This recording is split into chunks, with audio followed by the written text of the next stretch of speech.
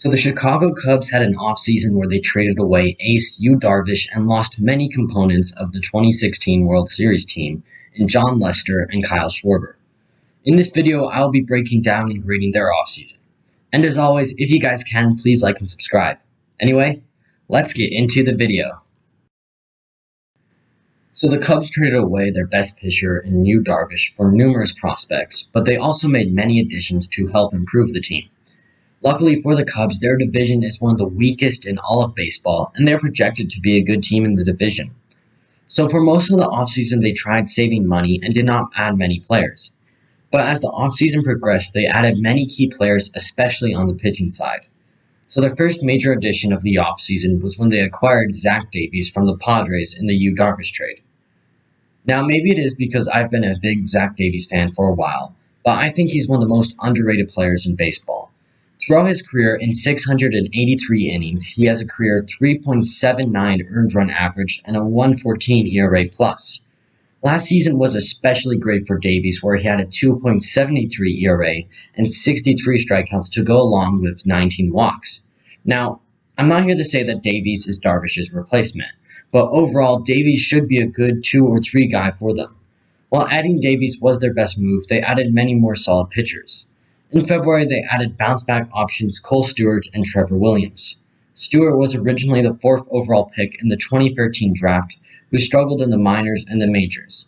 While his stat line is not great, he has electric stuff when he succeeds. And in Williams, the Cubs are getting a veteran pitcher who should provide quality innings for the rotation and the bullpen. In the bullpen, the Cubs made a few acquisitions that should help improve the team. In February, they signed reliever Brandon Workman. Now, Workman's stat line from 2020 is not great, but overall, throughout his 6-year career, he has a solid body of work. Since making his debut in 2013, Workman has primarily put up sub-4 ERA numbers with the Red Sox. But in 2019, he had an incredible season highlighted by his 1.88 earned run average in 71 innings, while having a great 256 ERA+.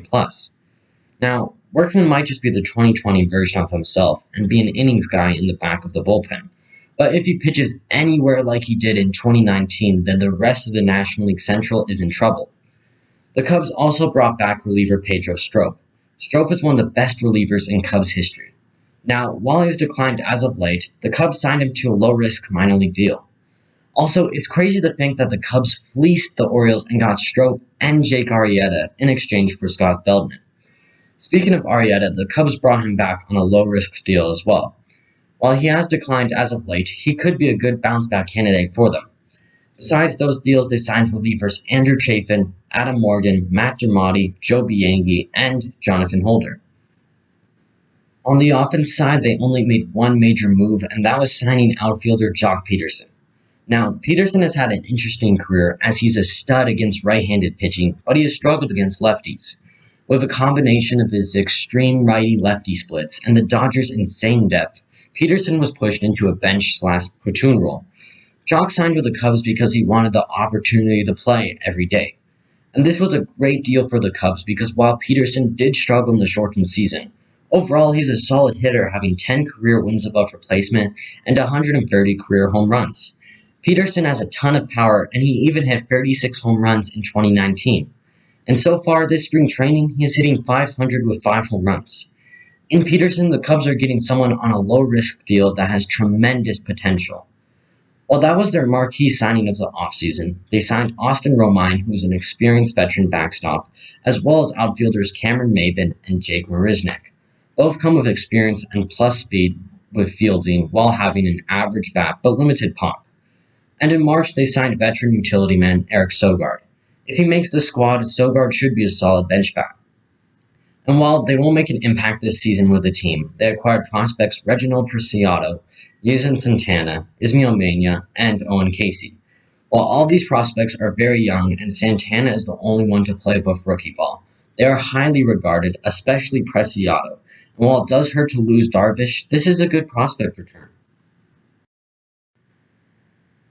For the team's departures, losing Darvish and Victor Caratini are big hits to the team.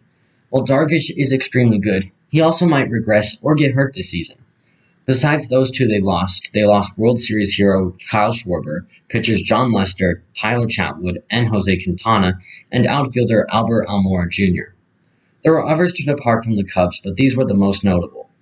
All of these losses do hurt the Cubs, but each has a major flaw that really wasn't worth the cost for the Cubs to retain them. I think the Cubs got worse this offseason, but not as bad as many people think. Overall, while they did lose many key and impactful players, the Cubs have set themselves up for a good position to win the National League Central. While they did lose 3 key cogs in the rotation in Darvish, Lester, and Quintana, all of them were expensive to retain and have injury concerns. I especially like the additions of Peterson and Zach Davies, as I feel both are undervalued and should put up good seasons with Chicago. Overall, for their offseason, I give them a grade of C+, because the National League Central is fairly open, and with more impactful moves, the Cubs could have set themselves in a better position to take the division crown. If you guys have enjoyed this video, then please like and subscribe and tell me what you think of the Cubs offseason in the comment section below. Thanks for watching.